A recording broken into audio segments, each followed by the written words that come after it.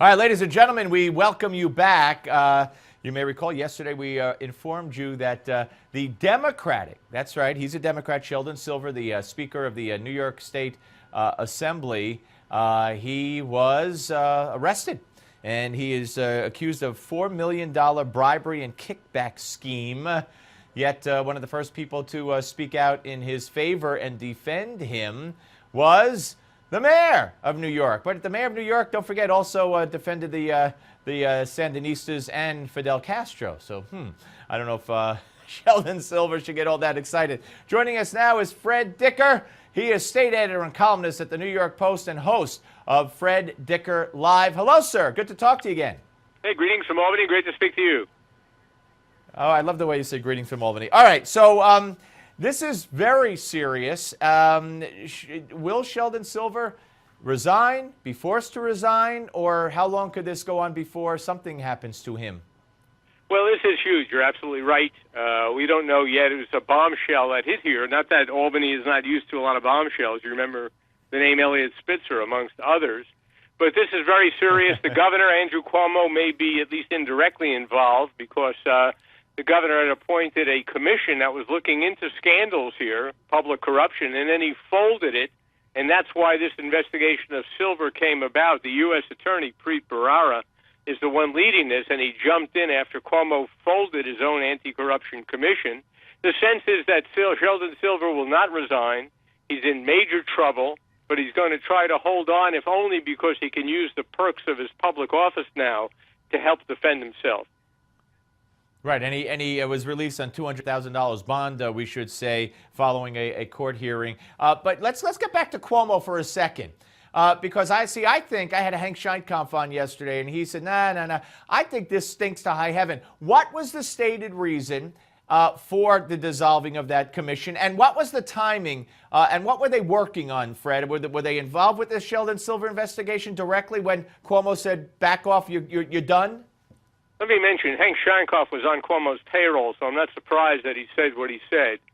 Now, the governor made a deal with Speaker Silver, with Sheldon Silver, and with the leaders of the Senate to fold the commission at a time when the commission was moving very close to revealing what's gone on here with Silver.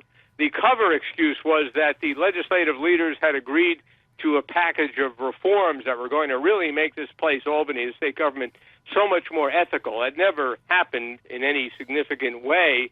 The people who were running the commission were so angry over what the governor had done to them that they ran to the U.S. Attorney, Preet Bharara, who announced within just a couple of weeks that he was going to, and did, seize the records under subpoena of the Moreland Commission and begin his own investigation of what they had found and what went on that led to the closing of it. And that led, you believe, to this federal investigation and the arrest? There's no question about it. Bharara himself has said that. And amidst this, as it was getting underway, there were reports that the governor Governor Cuomo and/or his top aides were seeking to interfere with witnesses that the U.S. Attorney was investigating about what happened to the commission. And in an extraordinary move, the United States Attorney, Preet Bharara, issued a public statement in which he said it appeared that witnesses were being tampered with and that they better back off. And for that reason, many people here believe, at the very least, an aide or two to Governor Cuomo could wind up getting indicted. Right, and this was an issue, although unfortunately it wasn't much of a contested campaign. I think Rob Astorino did as great a job as he possibly could have. But this never, caught traction. The New York Times, if I recall right, broke this story. But we weren't going to find out about just how culpable in any way, shape, or form Governor Cuomo was until after the election. Obviously, it didn't affect the results. But how much? I know you just said an aide or two. But I mean, if they have all the records and if they could trace this back to Cuomo, I mean, how much trouble could he still be in? Well, if he folded the commission because it was getting too close to something that could damage him politically, I don't think that's a federal crime. He had the right to create the commission, which he did, and he had the right to close it. But if he or his people were interfering with witnesses, that could be very, very serious. In addition, I mean, for a politician like Cuomo who has national aspirations, even a finding that by the U.S. Attorney's Office or by the grand jury that he acted inappropriately could permanently damage his political career. I am no fan of Governor Christie, not by a long shot, and I got many, many reasons, and he's my governor, unfortunately. But I'll tell you what, he closed a couple of lanes on a bridge, or no, I take that back. A couple of lanes on the GW got closed, and he was the headlines forever and ever and ever. Here we have this case. We have the disbanding of the commission, and except for the New York Times story, that has gotten, even after the arrest of Silver, has gotten no traction whatsoever from the media. Well, I disagree with you there. It's gotten a lot of play as far as I know. If you look at locally. Yeah, Fred, I'm sorry, locally. But I mean nationally. And maybe you could say Cuomo's not, expected to run for president this time around, but he does have national aspirations. And there's no comparison. CNN and the rest of them, they haven't touched us the way they covered Bridgegate. Well, maybe they prefer to beat up on a Republican governor than a Democratic one whose brother is a CNN anchor. You think so? It seems to me that's certainly in the realm of possibility. Hey, Fred, great to talk to you, sir. Thank you very much. We'll keep abreast of it through you. I appreciate it. I enjoyed it as well. Take care. Be well. Thank you. Thank you. Fred Dicker, ladies and gentlemen. All right. Well, we'll be back with a member of the Citizens Commission on Benghazi and Vice President for Research at the Center for Security Policy, Claire Lopez. Wait till you hear what she has to say. But first, let's go to your max to life moment, buying a home. Take the hassle out of it.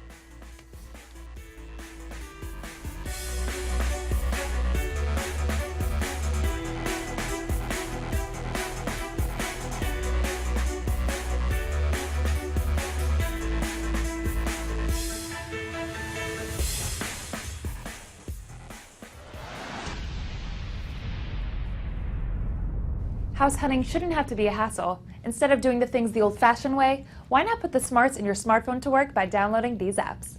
First, every potential homebuyer needs Zillow. Zillow is the best app for comparing homes in the neighborhood where you want to live. Plus, it's got the Zestimate, which allows you to look at the estimated price of every home in that neighborhood. Then second, there's the Autodesk Home Styler. This app allows you to virtually see how furniture will look in that new home that you might buy. Third, you've got to have a mortgage calculator. There's several, such as from Quicken Loans, Trulia, or Bankrate.com. Some other helpful apps are Redfin, HomeSnap, and Credit Karma. So whether you're a first-time homebuyer or you're just flipping through houses fast, take these apps for a test drive to help make the process as efficient and stress-free as possible.